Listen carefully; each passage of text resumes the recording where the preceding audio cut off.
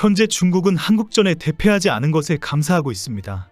중국은 한국에 0대1로 패배했지만 태국과 골득실 차이로 3차 예선에 올랐기 때문입니다.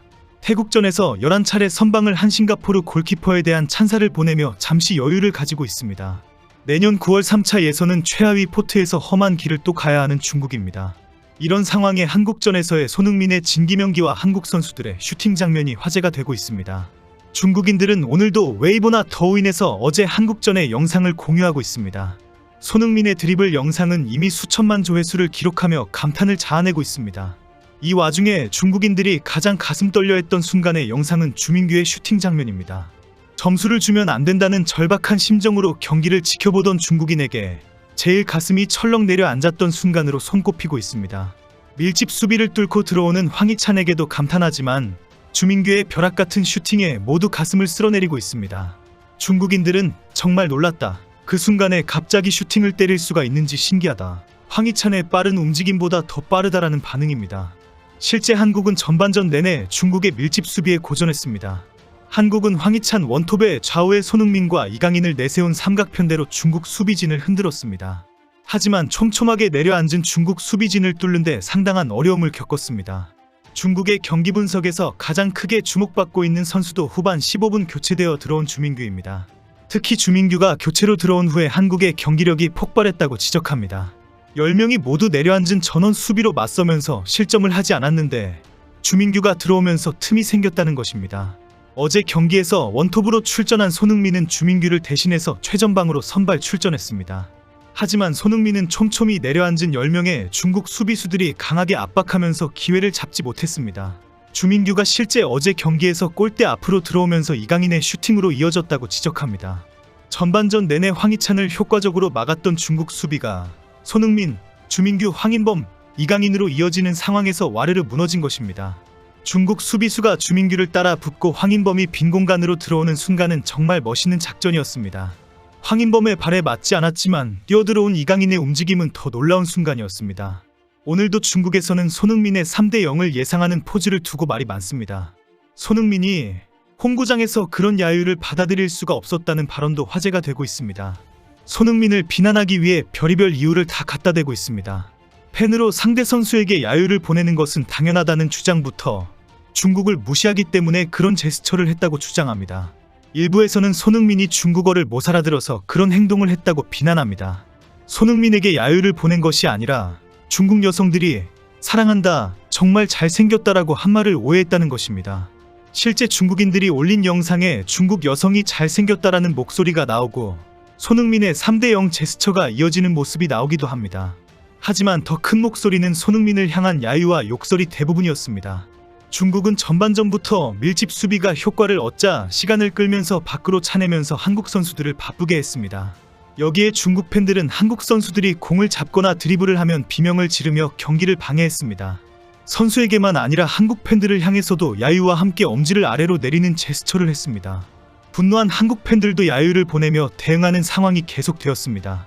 중국 소셜미디어에는 한국 관중을 향해 손가락 야유를 보내는 영상이 자랑스럽게 공유되고 있습니다. 특히 중국 관중들은 확성기를 대거 반입해서 큰 소리로 야유하는 소리를 냈습니다. 오늘 대한축구협회는 상대국에서 미리 신청하면 확성기 반입을 해준다고 해명했습니다. 중국인들의 야유는 경기 내내 계속되면서 결국 손흥민의 3대0 제스처가 나온 것입니다. 손흥민이 분명히 우리 대한민국 홈구장인데 중국인들의 지나친 야유는 이해가 되지 않는다라고 지적한 이유입니다. 오늘은 영국에서 손흥민의 발언이 크게 화제가 되었습니다. 손흥민이 중국전을 마치고 자신의 이적설에 대해 언급했기 때문입니다. 발언은 토트넘에서 할 일이 남아있다. 토트넘을 위해 계속 최선을 다하겠다는 것이었습니다. 그러나 구단과 어떤 교류도 하지 않고 있다. 아직 계약 기간은 남아있다는 발언이 화제가 되고 있습니다. 손흥민이 직접 구단에서 아무런 제안도 없다라고 공개한 것입니다. 최근 손흥민을 둘러싸고 영국에서 1년 연장 옵션 발동부터 장기 재계약까지 보도가 나오고 있는데 이에 대해 손흥민은 불편하다는 지적을 했습니다.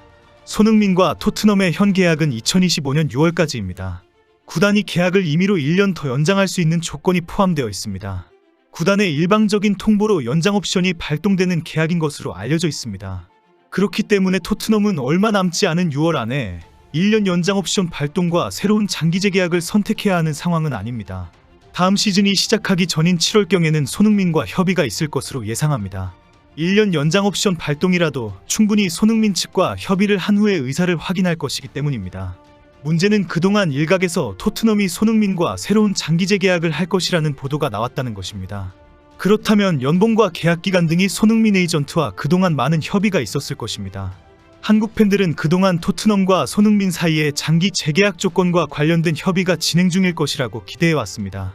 만약에 그랬다면 손흥민은 어제 인터뷰에서 한국 팬들은 조금만 기다리면 된다, 걱정하지 말아라라고 말했을 것입니다. 그런데 손흥민은 아직 어떤 제안도 받은 적이 없다, 나는 남은 계약기간 동안 최선을 다하겠다라고 발언한 것입니다. 한국에서는 손흥민이 토트넘에 집중하겠다는 뜻으로 보도되었지만 영국에서는 토트넘이 매각을 고민하고 있다로 해석하고 있습니다. 토트넘이 손흥민에게 아무런 접촉이나 제안을 하지 않았다는 것이 확인되었기 때문입니다. 손흥민의 발언 이후 공개된 토크스포츠의 대담에서는 손흥민과 히샬리송을 매각해야 한다는 것이 제안되었습니다. 영국에서 유명한 축구 인플루언서 플라브 베이트만과 아데올라디포는 토론에서 만 31세라면 슈퍼스타라도 매각하는 것이 정답이다라는 대화를 놓고 다투었습니다. 베이트만은 손흥민의 경기력이 떨어지지 않았다, 대단한 경기력을 보여주는 것은 맞다, 그러나 나이를 보면 최고의 핵심 선수라도 파는 것이 유익하다라고 주장했습니다. 베이트만의 주장은 만약 사우디리그가 9천만 파운드를 이적료로 제시한다는 전제입니다. 올라디포는 손흥민의 역할이 대단하다면서 9천만 파운드 이상의 경제적 효과와 팀 기여도가 확실하기 때문에 매각은 정말 위험한 선택이라고 반박했습니다. 올라디포의 주장에 대해 베이트만은 3년 전에 손흥민과 계약을 할 때의 경기력 때문이 아니라 이미 경제적 가치를 인정했다고 주장했습니다. 올라디포는 토트넘의 트로피를 가져다 주고 싶다는 최고의 슈퍼스타를 매각하는 것은 어리석은 일이라고 지적하면서 해리케인은 그 역할을 버리고 떠났지만 손흥민은 토트넘에게 가장 충성스러운 선수라고 강조했습니다.